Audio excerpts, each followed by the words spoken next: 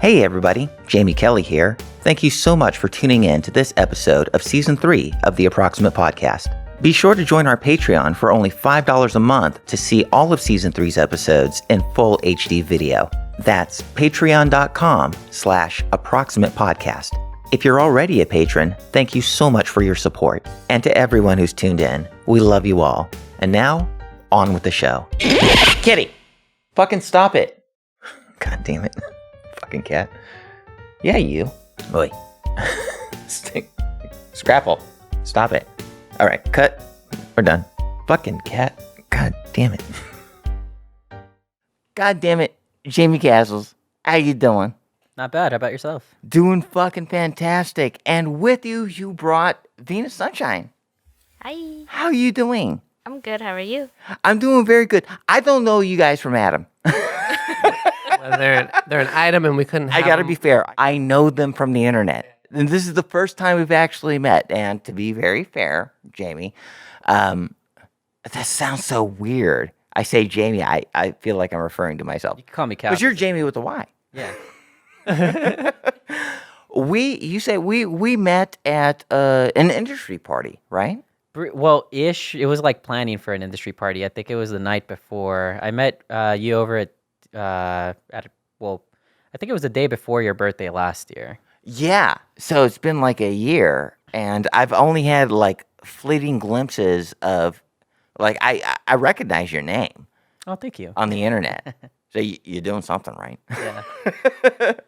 all my like attention whoring self is working. I gotta know right away, like, what brings you to us? So I was actually going to be getting into this when I was 18, because I was one of those people that like turned 18 when they were still in high school, and I thought, like, it'd be a great idea.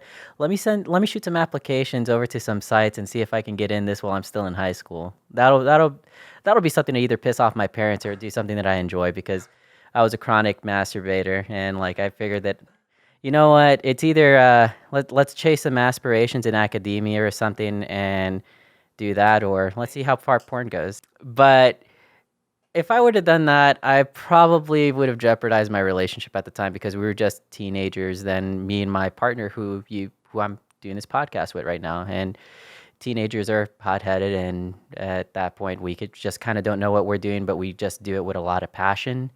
I'm kind of glad I didn't do that, because then I would have had to transition on cam, and I wouldn't want to do that. But yeah, I've been kind of more or less adjacent to the industry, and again, just that whole always jerking off and always watching porn.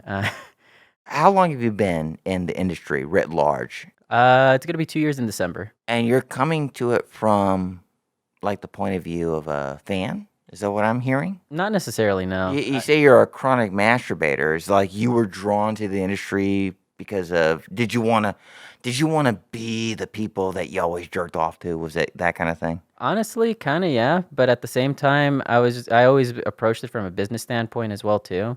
I was just like, clearly, you got to make your money. You could be a fan as much as you want, but at the end of the day, you have to have a job to pay the bills. Yeah, sex work is very much about survival. Yeah, it's that second word there, work. Yeah, absolutely. And that a lot of people generally tend to forget, especially a lot of the young people that tend to ask me, "Oh, it's so hot. How do you get into the business?" I'm like, well, do you really want to? Are you going to put in the work, or are you just kind of more so wanting to do it for thrills?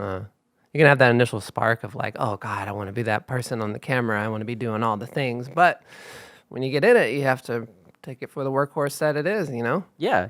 And I mean, frankly, I always approach it that way with most of the stuff that I do, if I actually have a passion for it at least. But yeah. Otherwise, I mean, if you're in corporate America, just don't kill yourself for that, and just like find the shortcuts, people. Yeah. What was the impetus that brought you into this business? Like, who did you hit up, and why did you hit them up? Like, How'd you what get your was start? what was in your, like, heart that made you like transfer from fan to I want to be the thing? Yeah, how'd you get your start? Mainly, I hate to say this because a lot of people are don't follow my lead, people. Make your own decisions. It was as a result of just like of a major breakthrough, and just like it was honestly just, I could trace it back to a mushroom trip at one point. We're just like, oh fuck, well we only We only have this one life as far as we know. I don't want to live it in regret. I don't want to be in a situation like, what if I just took that shot? What if I just did that? I don't want to live with that what if. I want to just actually say, cross it off the list. Gave it the best shot that I could. And if I fail, I fail. If I succeed, I'm going to succeed. But if you ask anybody, you usually have to fire me or push me out the door because I don't like quitting. I always say that I'd rather be on my deathbed being like, instead of being like, I wish I would have done that. It's like, probably, fuck, probably shouldn't have done that. Well, it's a good Chris Porter joke. It was like, oh, damn, poor grandpa. He didn't even get to. No, wait, no, he did it all. He even did all the drugs he wanted to, too. All right. Nice. Before you made this decision to quote unquote cross over, what were you doing before that? Like, what was your work experience? So officially, let's go ahead and put it out there. No, I'm just kidding. I was working for a Fortune 100 company, mainly doing PI work for them on the insurance side of things. So I was catching people. They were trying to commit insurance fraud. I was investigating accidents, also determining who was at fault. Sorry, people, sometimes for telling you no. And I kind of hated that line of work because it was a business of me telling people no all the time and me making people upset. And frankly, on some days telling people, no, I'm sorry, we can't pay for your mangled son's funeral. You get nothing. So I'd much rather wanted to be in the business of making people happy because I'd imagine nobody jerks off angrily and comes angrily. Well, maybe. There's some kinks out there. I work with a dominatrix back home in Dallas, so thank you, Empress Misty, for that. But yeah, I just wanted to be in the business of just pleasure and doing something that honestly made me feel happy. So Okay, so did you find that there was like life can be better, and it's such a weird thing. Like it sounds like the job that you just described was there was something to be made of it. It sounded like a viable professional thing where you could like make a lot of money. Like I come from a point where like I just had like 30 different Joe jobs over the course of 10 years, and I tripped backwards into sex work, which was my salvation. Did tripping backwards into, or maybe even tripping forwards into sex work feel like a salvation? Did it feel like it was something different than what you were accustomed to? honestly, you can ask my partner who's been with me through the whole journey for the most part. She could kind of tell like the overall shift in tone for my demeanor and my psyche. Like working at that corporate job was killing my soul. The money's good, the benefits are good, whatever, all that good stuff. But I come from a hyper poor background, and I literally grew up in a third world country for a good chunk of my life as well. So money isn't everything. What really meant a lot to me, the moments where the camaraderie, the good moments that generally didn't revolve around like fortunes or anything, just a good hang and the good times, and those things are priceless. And um, even having to come out of pocket because living in the Midwest and having to start your name in porn kind of involves you putting yourself out there as your own business, and you kind of have to eat the expense sometimes on some of these trips. But inevitably, if you put in the work, it pays off for you right away. You have to put in the work, though. You have to be consistent at what you do. Okay, so I love all of this, but what you did was you passed the baton over to somebody we haven't heard from yet. Please, honey, get on the mic and talk. Speak No, it's speak fine. speak to what Jaymee said. Yeah, I was just about to say, like, y'all been together 16 years, so I'd like to know first, did y'all start the industry together? No, that was No. mostly me. Oh, okay, Yeah, she okay. started first. Okay, and she brought you into it? Or So I always hate to say that like I drag somebody in, but go for it. No, yeah. I mean, I wouldn't want to say that she dragged me in, but I know because for me, I've been working, jobs here and there. So I was never consistent other than this job that I was in for like 10 years. And I wasn't happy. And so I know she kind of like said like, hey, like, why don't you like, kind of like start, or have you like, kind of thought about it, something like that. It's like, but she didn't like really like drag me in or like kind of like, push me in. no Yeah. coercion there. Yeah. well, we've been together for a long time. So whenever she started first, like I was kind of just like, you know, her supporter, obviously. And, but, but yeah, I mean, I would just support her in what she did. I mean, it was, for me, it was almost a lot because, you know, she came out and then from coming out, she's like, oh, well, I want to do, you know, this type of work.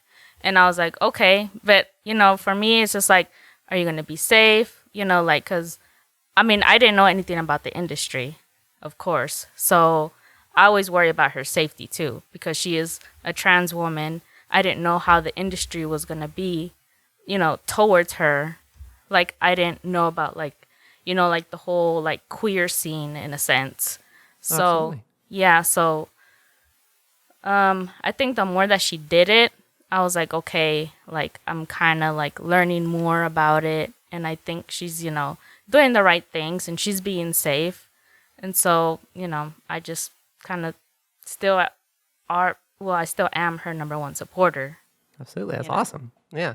So like, then you just at some point during that you made the decision to, well, I want to start doing this too. Mm-hmm. That's great. Awesome. So how did that come about? Just, you know, did y'all shoot together at first or did you start doing? Yeah, we did do one scene. It was like was it the threesome scene, right?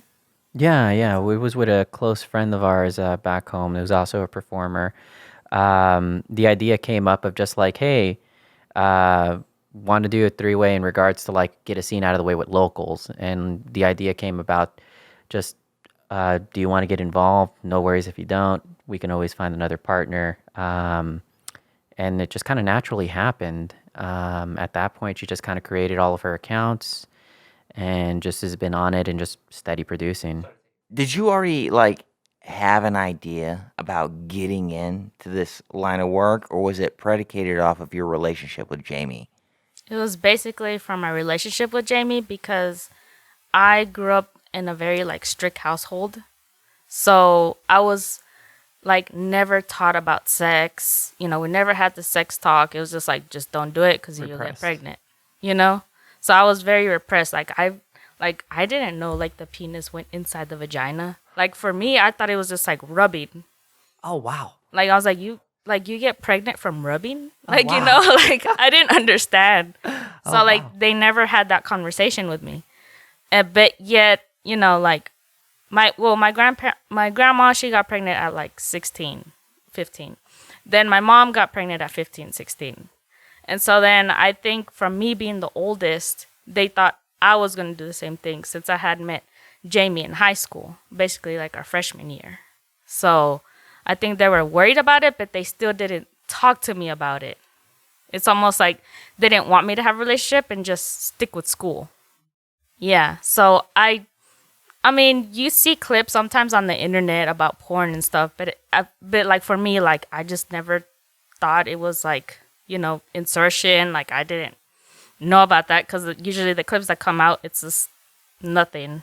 It's Kind of just a like, kind of a failure of the sex education system there for sure. Thank you, Texas. yeah. Yeah, fucking, Well, I mean, fucking Texas. well, yeah. I mean, I remember having the 5th grade talk, you know, about, you know, periods and Birds and the bees. The diagrams that Somewhat, they show you that they don't explain shit to you. well, Yeah. yeah, you separate the girls and the boys, Yeah. you know, and then funny Nothing enough, queer, especially. oh no, no, like I feel like I knew about like, you know, queer people, but you know, it never bothered me. Like I'm not like, ew, gay people or anything. I'm just like, Anything I got they're along living, more with them. they're living, you know, their life, you know. So that wasn't Mine. part of the repression in your household. Like it wasn't like, I don't know, queerphobic, homophobic, or whatever to add to the sexual repression, or Not openly. I Well, feel like no, like I feel like we never talked about queer people.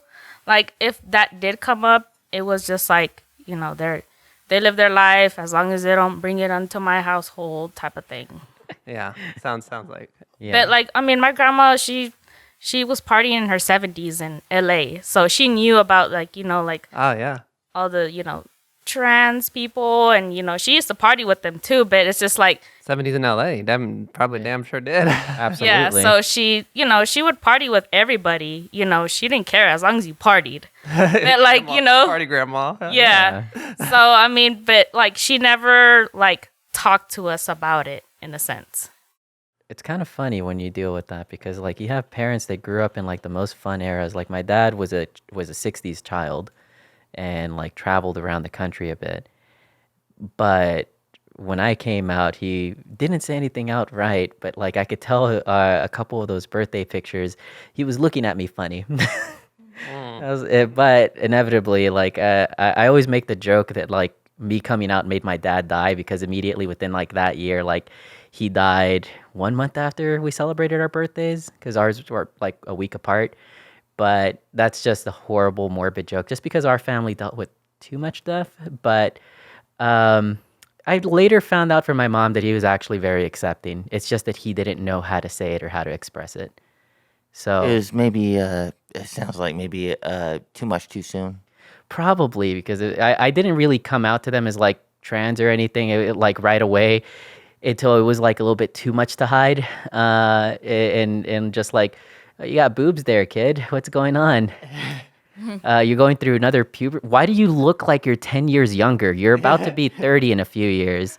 And Estrogen. yeah, I kind of had to come clean with them and was like, well, I don't live here anymore. And frankly, it's because I didn't want to have to go through the uncomfortability of this possibly. But I found out that they were accepting. I mean, they know that I do porn and everything too. But yeah, they just suck at talking about it to their kids. Yes, especially like Hispanic households. I was about to ask. I mean, that's kind of I imagine that's kind of a culture thing because I mean, it is. I mean, talking to your kids about this stuff. I'm sure I don't have kids or whatever, so but I'm sure it's very hard for anybody who's doing it, and kind of probably feels a little awkward.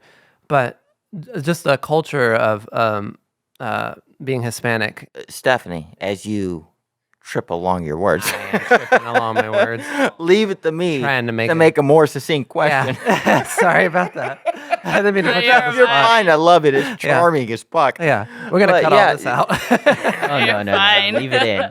Yeah. I also wanted to ask is, do you feel like conversation between you and your family in a Hispanic Latino household, is it like everybody just kind of is quiet? You can't talk about inner things? Is it like a machismo thing? No. What is the deal? Well, at least not in my household. Everybody can't shut the fuck up. And I'm kind of the worst one at it. At least in my case. Probably, I'm not the best stereotype for Hispanics because I'm like first generation American on my mom's side, and both of I'm essentially a trauma baby. Like my dad lost his first wife, and my mom lost her first husband, and they both essentially met in the ICU unit. So 9 months later, here comes me, and my father's side of the family absolutely hates my guts because they felt like my mom replaced their mom, and as a result, I'm like that little representation of that at all times. But funny enough, I was like the most successful kid from both sides of my family, and I just stumbled onto that, just dumb luck, frankly. I don't mean to interrupt, but I absolutely do mean to interrupt.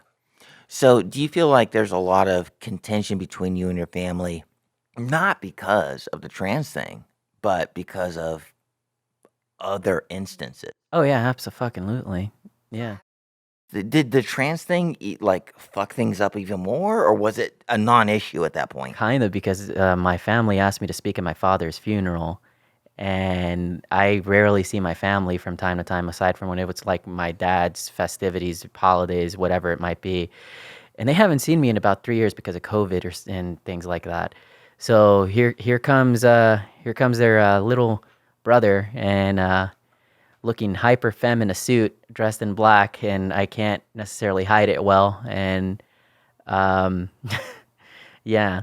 Then again, I was also scolding them because they went against my father's last wish and giving him a funeral. We didn't want that fucking shit, but they paid for it. But that's probably another point. But Yes, he has like a waste of like resources or money or something. my I immediate do. family's of the belief donate the fucking body to science, get the ashes back 3 months later. Don't worry about it. The time to mourn was the day that they died, and putting somebody in a fucking box in the ground is just a waste of space and a waste of money. Crying about it later also doesn't mean shit. We dealt with so much death to the point where we had basically actual death polls in the family of who was next.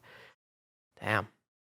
But it wasn't a big deal, at least for my immediate family. And we were kind of ready for it. My dad was going to dialysis like 4 to 5 times a week, and he was in and out of the emergency room like every couple months.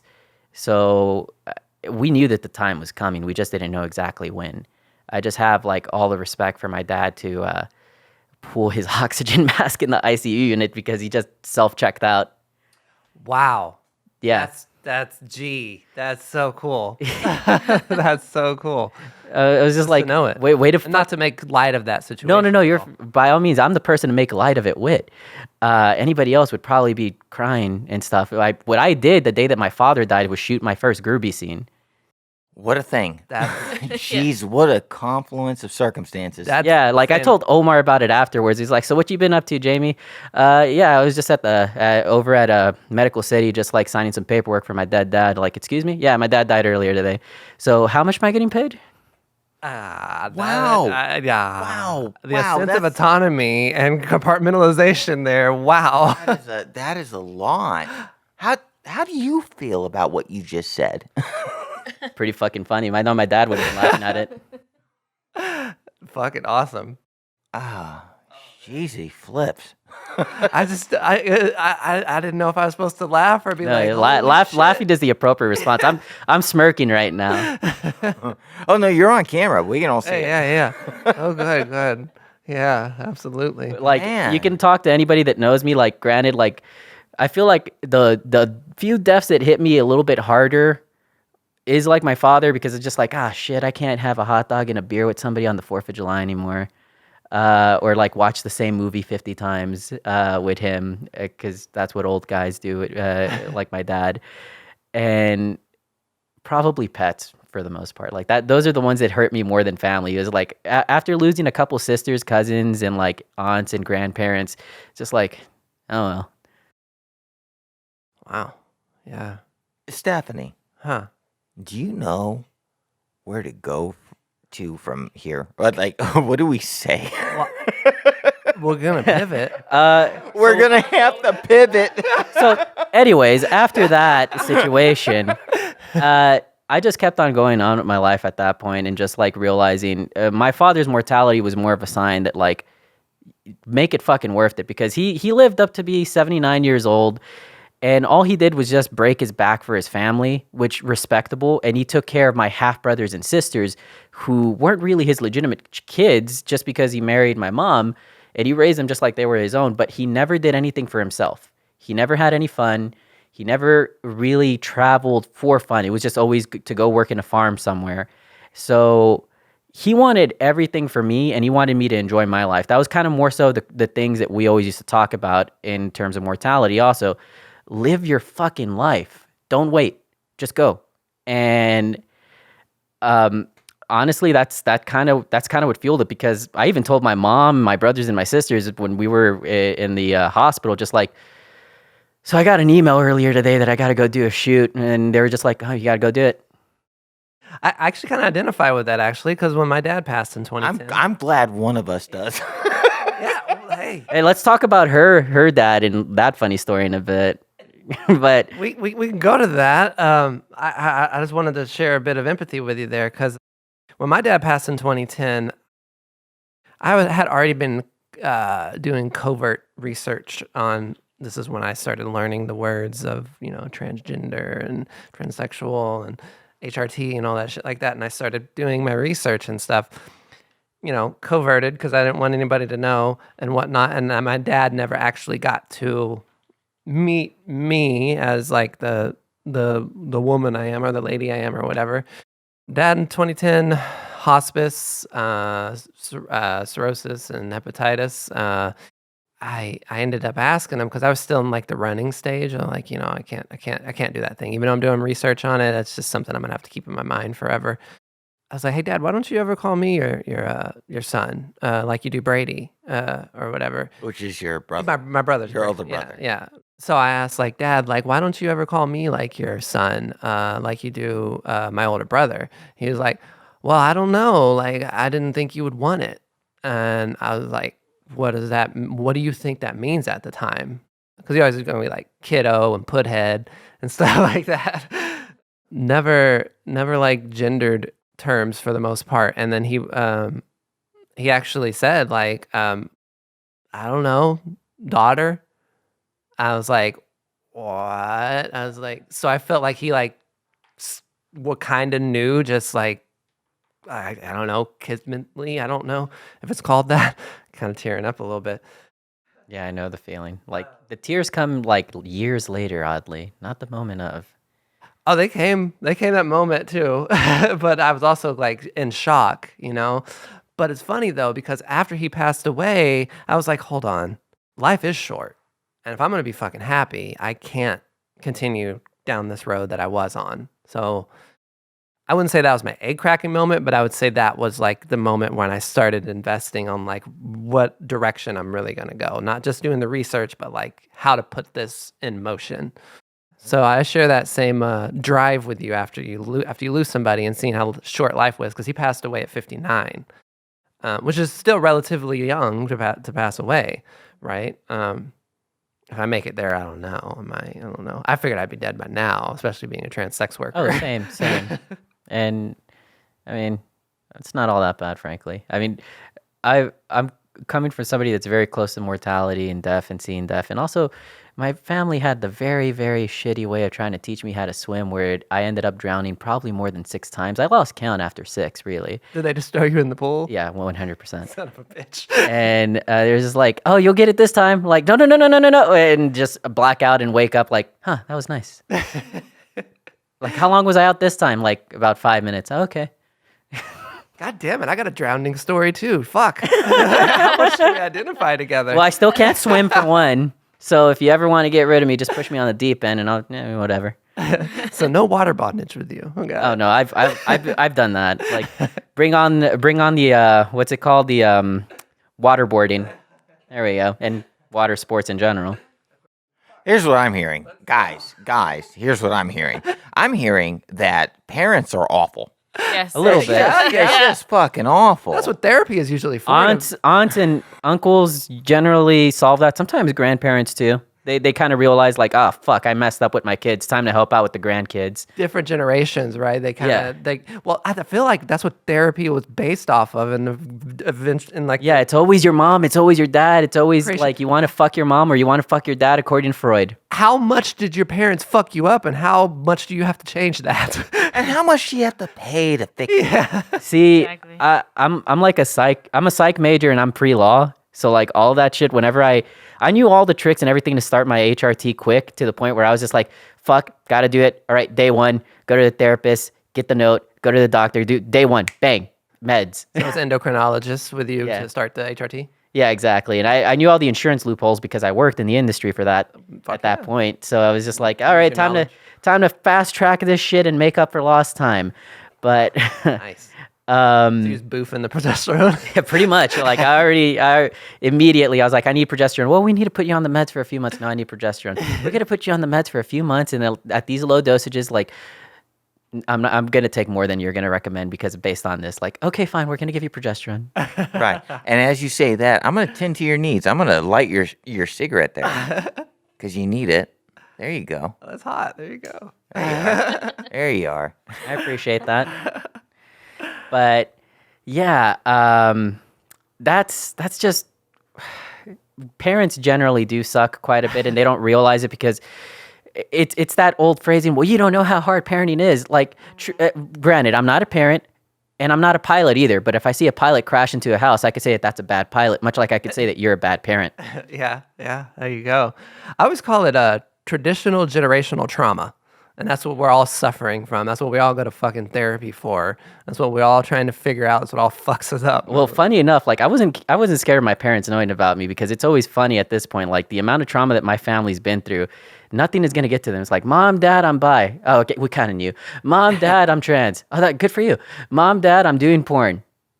Okay, yeah, that's why they take a quick second. So for that all one. of those things were again, we're talking to people. I know a large amount of our audiences are folks that are just starting out or are just getting into the business or are in the midst of dealing with family life in accordance with their transition.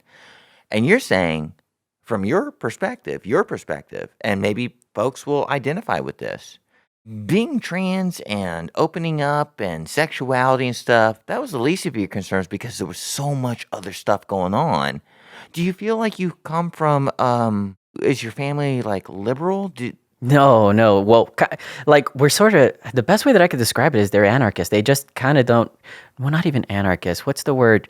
Nihilist in a way, because they just don't give a shit. Where it's just like, I'm not gonna fucking vote for that piece of shit. Nothing's gonna happen this time.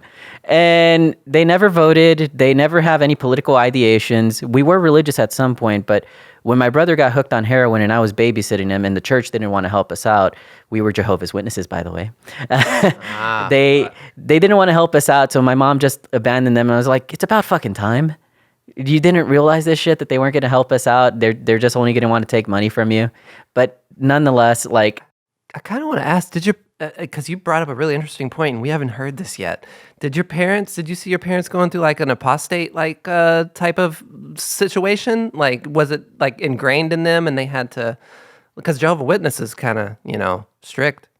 They are. Like, I didn't really have a birthday party or any Christmas celebrations or any celebrations really. And like, that really fucking sucked as a child. Like that was my trauma. Just like seeing all of my classmates just like, oh, happy birthday, happy Christmas, let's go have fun for Halloween. You're like, what are those? No, I knew what they were because we watched the movies and everything. My dad was like a big movie buff, so like we were just always watching shit like, oh yeah, there's Home Alone, the thing that we can't celebrate. Son of a bitch. Fuck. But let's put on these fucking ties and go door to door. Yeah, we did that for a hot second until like I just made every single excuse to like get out of it. That's when I found out that I can like regurgitate on like command and just like fucking throw up, and I developed a bad like bulimic habit to go with it. That's a whole different story. Damn. Yeah. It was just like when I found out that like if you throw up in school, you'll immediately get sent home. Like, well, fuck, I got to make this happen.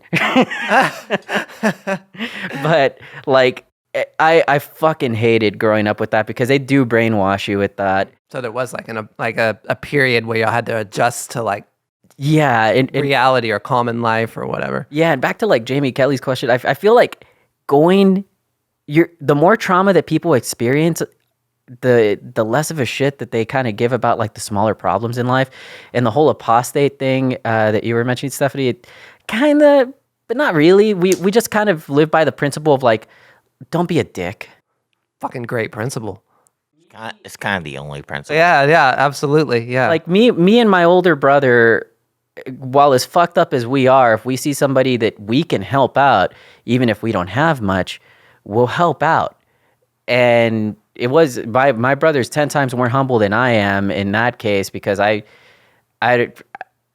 honestly think the world of him, but even though with his problems and everything, but he helps out so many people that he's met through the system being incarcerated or being through rehab and such. And he was one of the first of my siblings to just like honestly just call me his sister.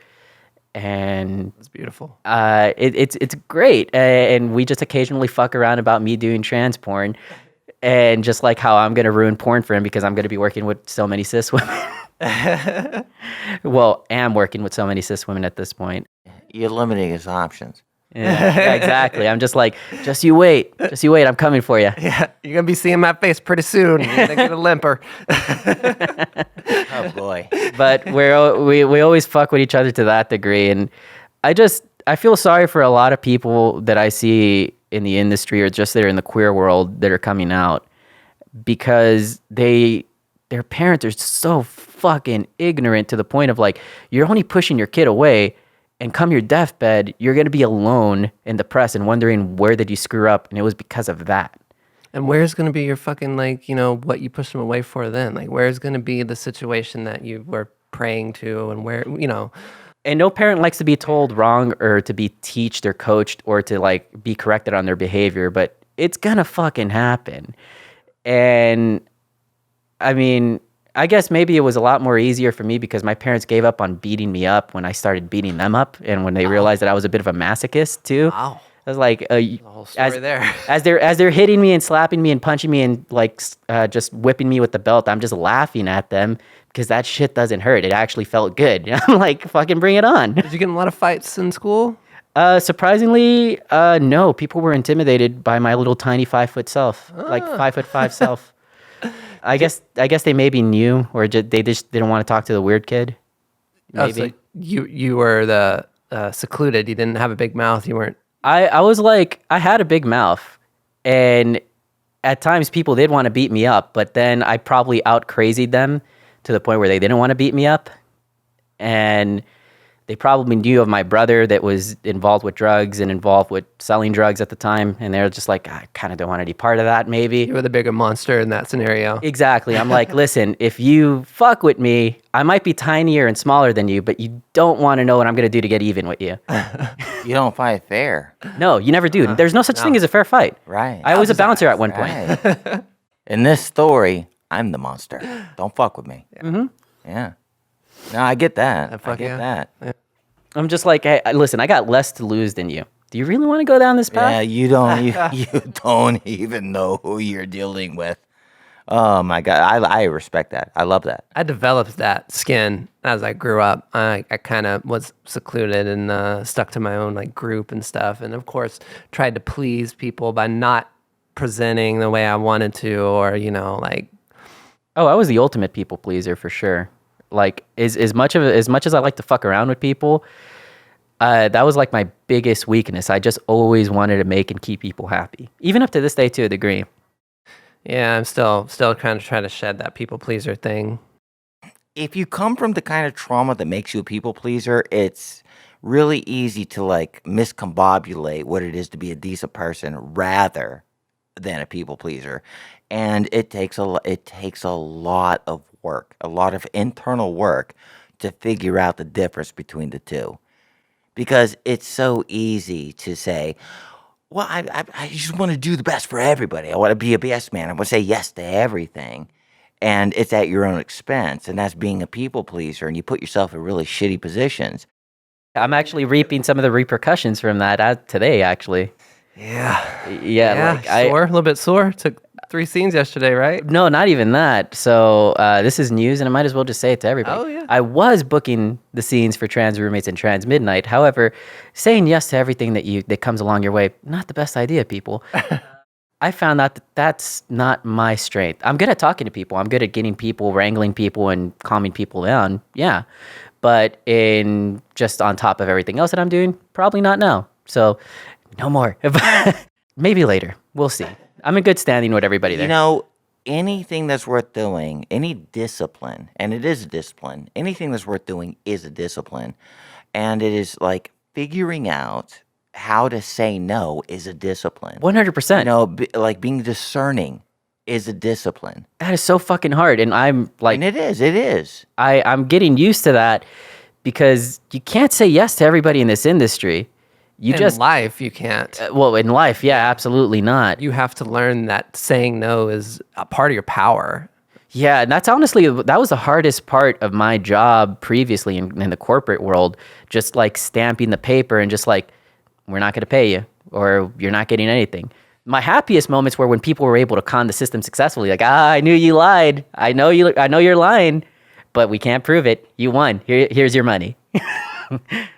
Learning how to be a good judge of character and then being able to set up boundaries where you can say yes or no for the right situation at the right time. Right. And for those that are working on it, it may feel like the first few times where you have to say no for the right reasons, you may feel cold. You may feel like an asshole. Yeah. Mm-hmm. If you're doing it for the right reasons and you had the wherewithal to build up the character to know that I'm always saying yes, and it's always bad. And you learn your lesson, and you start to stand up for yourself, and you start to Develop that self-worth. develop boundaries Yeah. and Right. self-worth. Yeah. It's always going to feel a little bit shitty if you're not used to being if you come from trauma and you don't know how to be, what's the good word? Assertive? That's a very good word. Mm-hmm. If you don't know how to be assertive and you're dipping your toe into it, it can feel really shitty.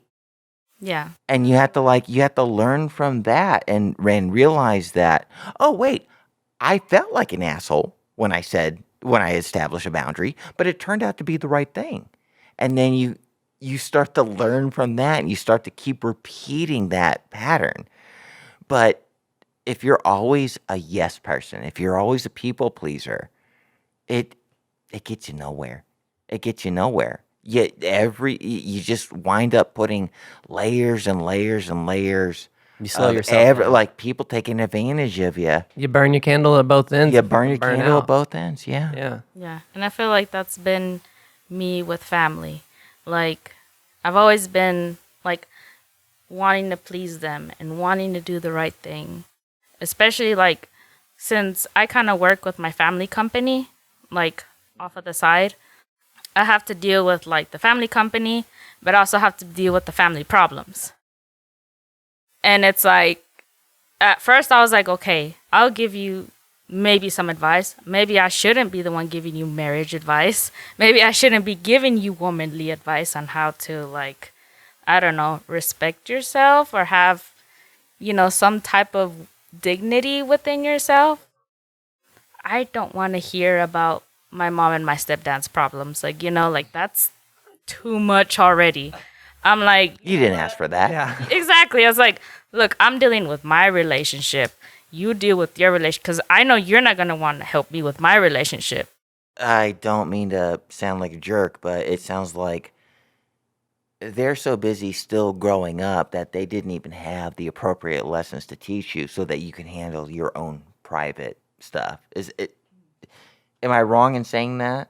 No. Yeah, they're they definitely have arrested development on their situation. Arrested development. Yeah. Yeah.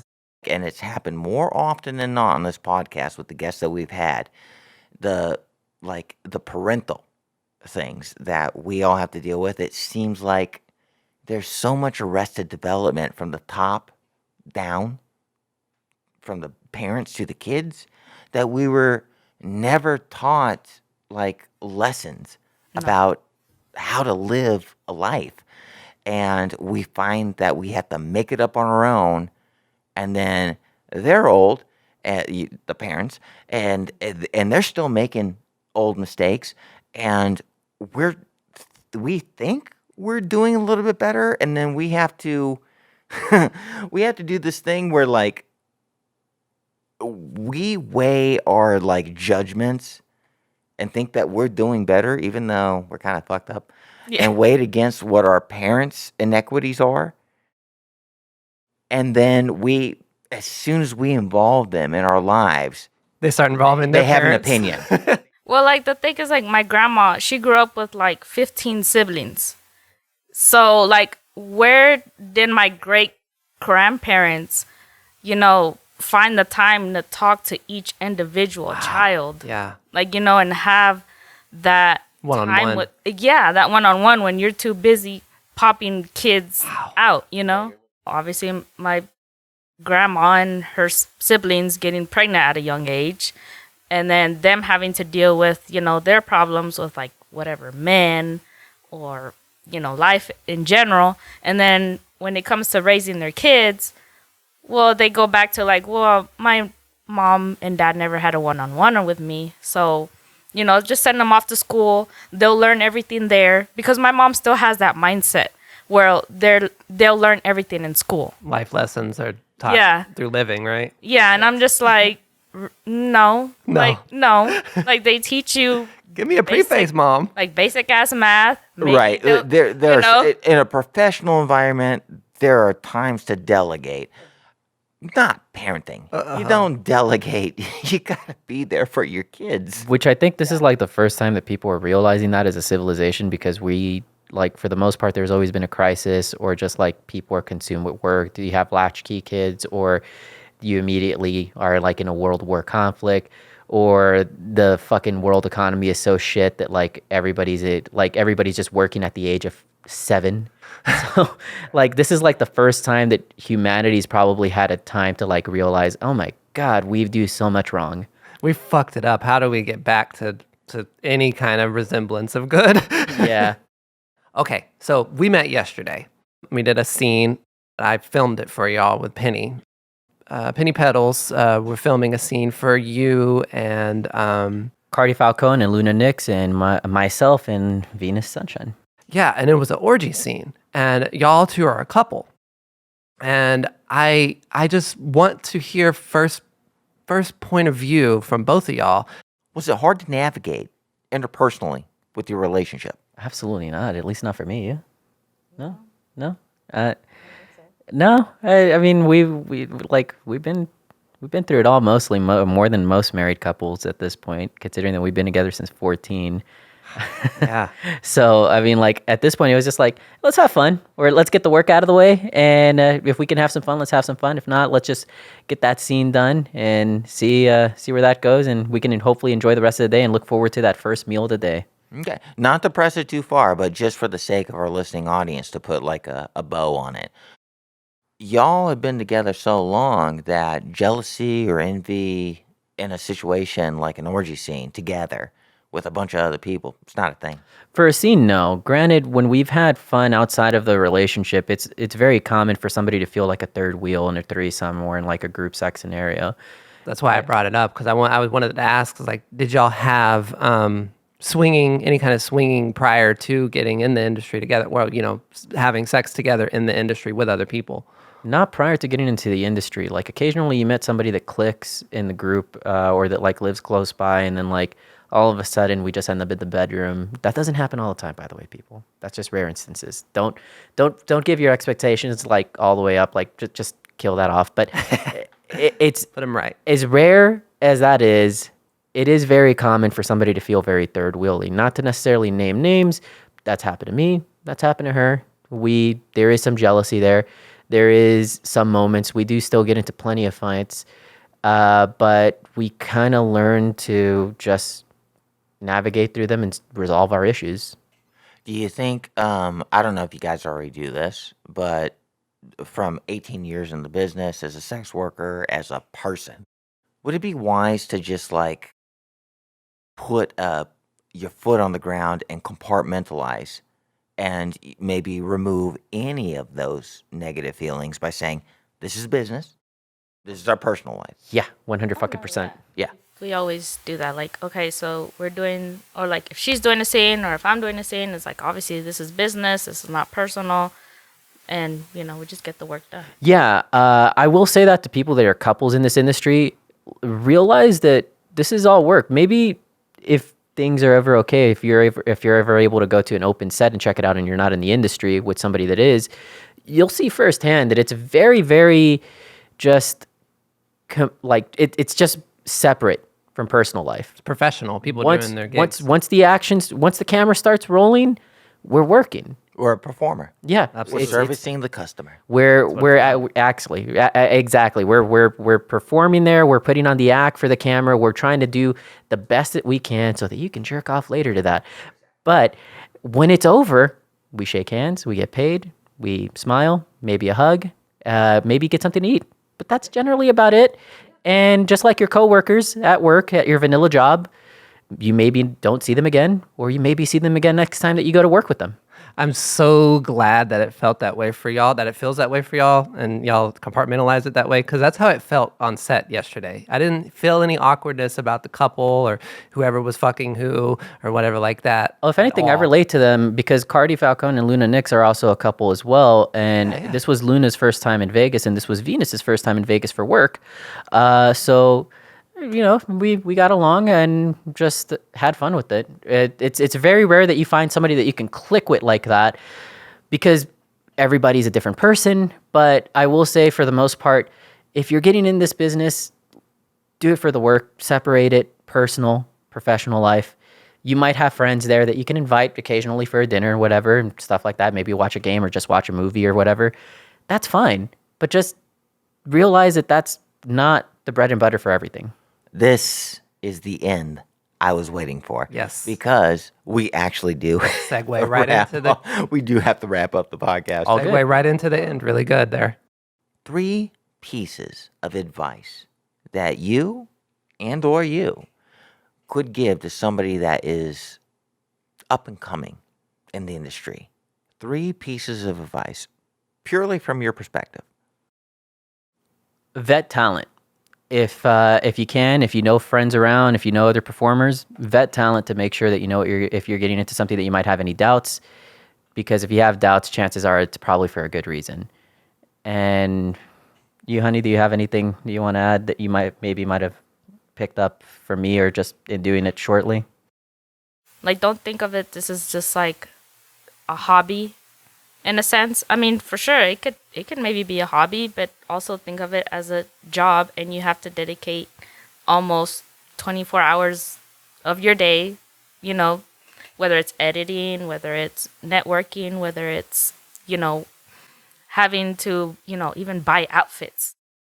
You have to have like a career somewhat mindset of coming into the business, because it's not always fun and games. I mean, to add on top of that as well, also realize that don't take things personal in this line of work. It's a business more than anything, and sometimes you got to realize that if things don't work out for door 1, door number 2 and 3 are right there for you. And I come from a mindset of pro wrestling where on the indie side of things, it's just if the WWE doesn't want you, work the indies, go to that promotion over there, become the indie darling, and make them regret not hiring you. if you want to be spiteful that way, but frankly, just realize that there's other options out there and just don't take things personal. If somebody says no, that's okay. Move on to the next thing. Always be kind and respectful. I want to end on what you just said right there, because literally 99% of the time that we've had guests on and we ask for these 3 pieces of advice, it always comes up: be kind, be kind, be kind, be a decent human being. Thank you so much for that. With that being said, We made it. yeah, well, everybody, thank you so much for listening to this episode of the Approximate Podcast, and for our Patreons that are watching, thank you so much for tuning in. There's more to come. Everybody say goodbye. Point to your cameras and say bye. Bye, everybody. Bye. Find me wherever. Jaymee Castle's everywhere. Fuck yeah. Thank you so much. And we'll see you next time on the Approximate Podcast. Bye-bye.